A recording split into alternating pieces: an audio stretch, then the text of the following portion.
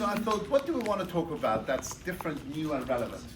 And we were talking just now about things we really get on our tits, as they say in England, really upset. And one of the things that really upsets me is going to beautiful places in nature and finding rubbish thrown all over the floor. So that's what I want to talk about. I want to talk about why people litter. Now, hands up all those people who've never littered.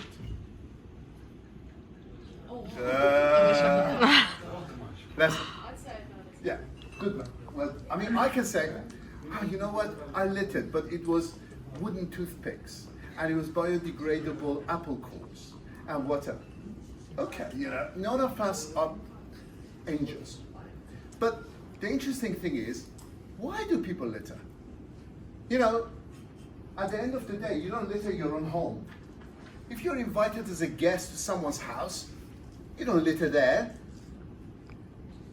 So why would you go to a beautiful spot and litter? Plastic bottles, wrappers, all kinds of cans, all kinds of stuff.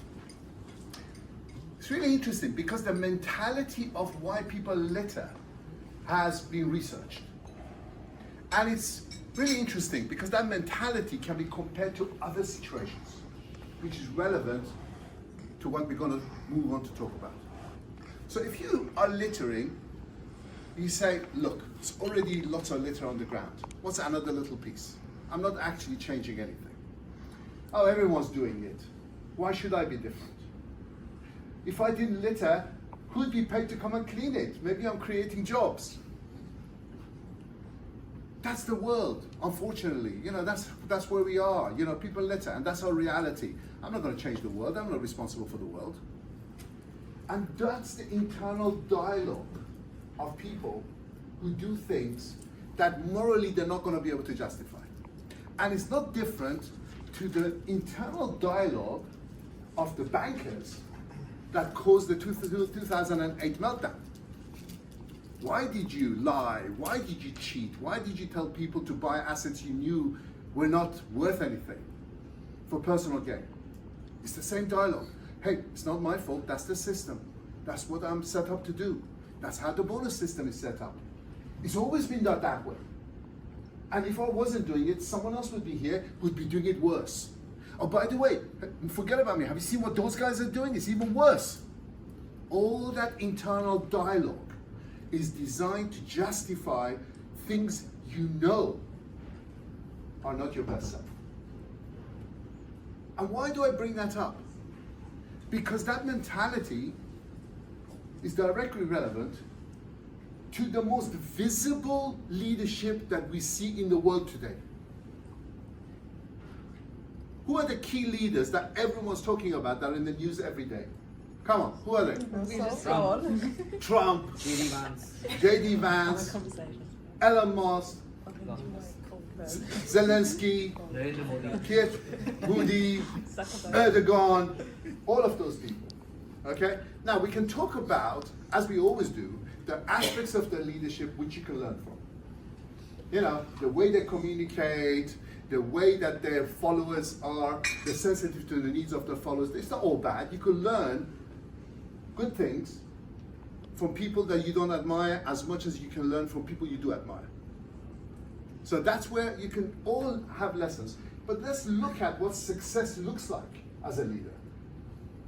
A leader that you want to emulate. I remember all the people who wanted to be Steve Jobs, and now we know what Steve Jobs was really like. Now, who wants to be Musk? Who admires him and wants to be like him and wants to become the first trillionaire?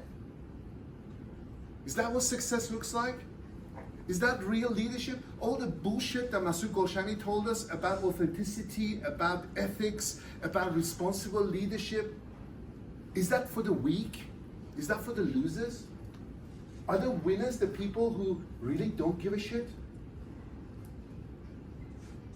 And it's not just real politics, because you know me, I want to be in real world. The real world is what we feel all the time. And now you guys at work, the real world is hitting you every day harder than when you were at university.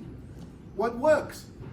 If you're in a bunch of leaders, all of whom are self-centered narcissists, if you're in sales and all they're doing is cheating and lying to get the last possible pound or dollar of revenue, are you going to join them? If you don't join them, can you get ahead? These are real stories. This is real life. So let's talk about theories that say Machiavelli. I don't know if you know about Machiavelli the Prince. It was on the essential reading, of course, for my program. How to attain power, how to retain power, and it's all about things that work rather than any ethics or moral. Is Hobbes right? Does power corrupt? And absolute power corrupt absolutely?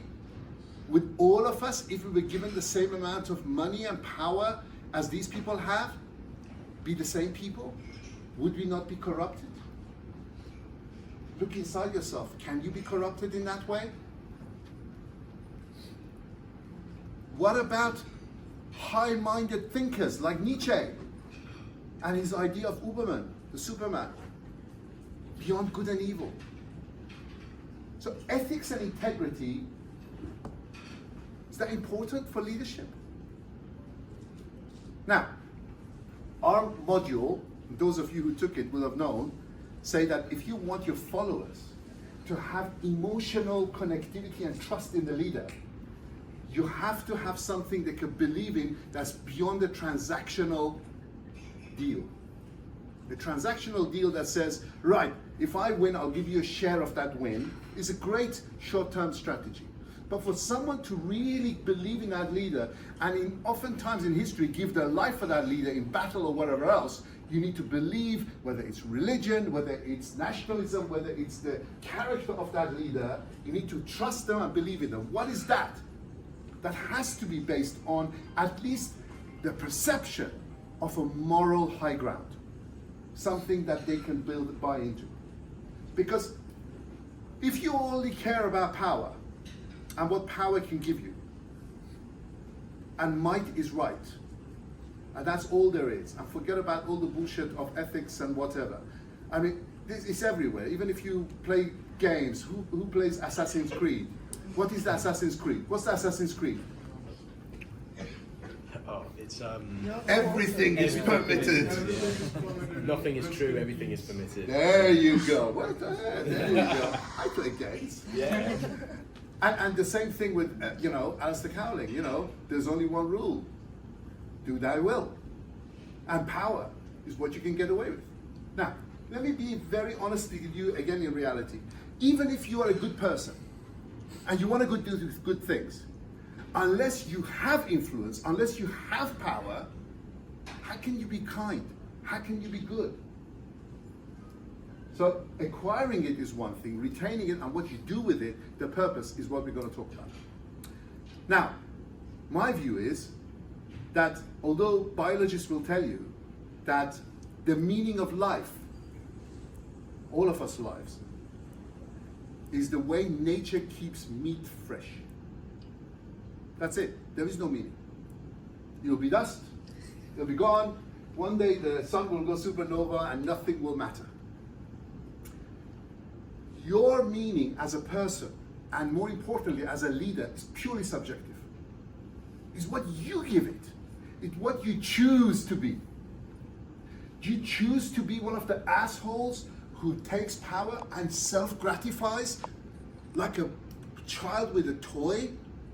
Tariffs today, not tariffs tomorrow, invade this country, not invade that country, like a toy. And because I can, I will.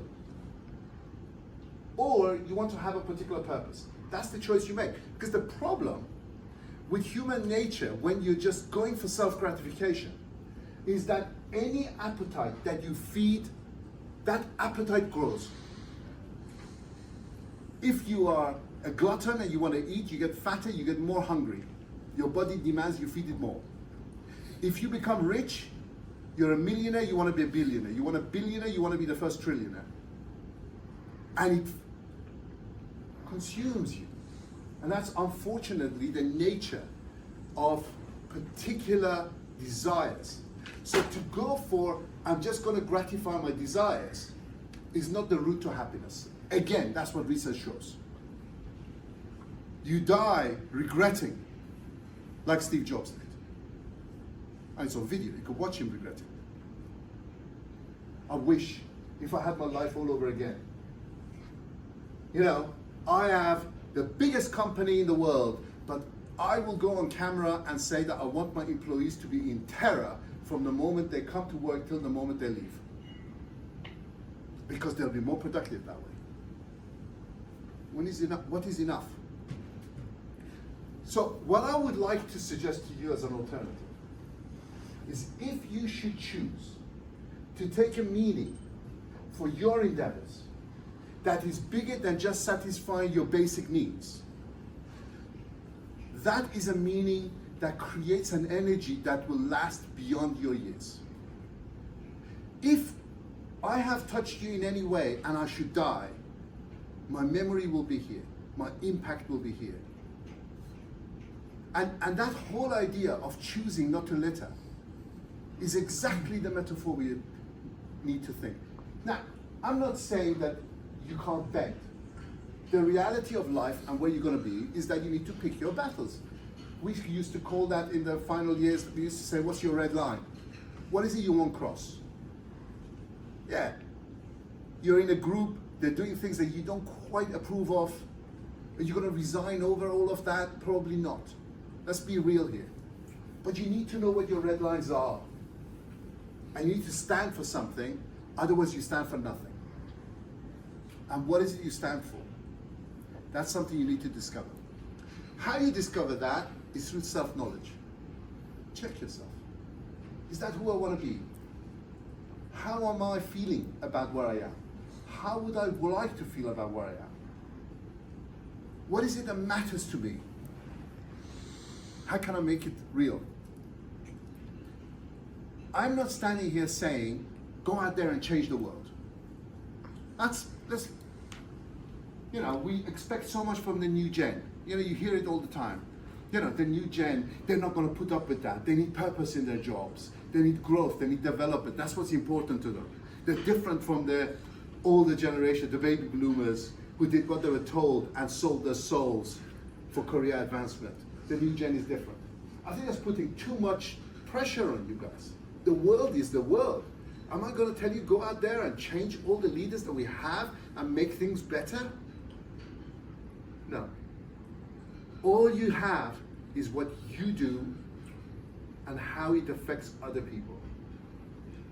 It's don't be out there, don't be an asshole.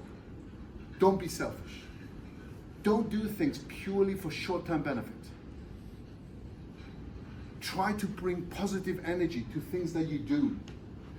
Because everyone you touch, small and large, day by day, if you affect them in a positive way, that is the only thing you're responsible for. And should you make a mistake and do something that you later regret, forgive yourself. That's okay. None of us are perfect. Learn, do something different next time. The lessons of leadership for me from what's out there is a leadership gap. There is a deficiency in what good looks like. And interestingly enough, when I work for big companies, I go, for example, to a retail shop and I see how the manager of that shop is treating their people. And I see wonderful leadership. People who really care, people who build emotional capital, people who build a great team. And the higher up the organization you go, bigger problems you see, and the worse the leadership is. Isn't that amazing? That you get promoted to higher positions of power and leadership, but the evidence is that you're worse as a leader? Now, that's what we can affect. You guys go and be successful. You guys go and get positions of power. Because without power, we're talking bullshit. You need to have power to do good. Once you have that power, use it wisely. Use it with care and discretion. Use it with intent to build, to help, to grow. And that is what good looks like. And no one needs to know you or see you on the TV for you to have been successful, for your leadership and for your life to have had meaning.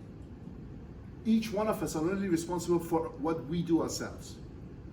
So that's my message to you. Don't be despondent by the leadership you see. Don't expect too much from yourself and for your colleagues. Expect what you can control. Expect to impact people in a positive way where you can. That's it.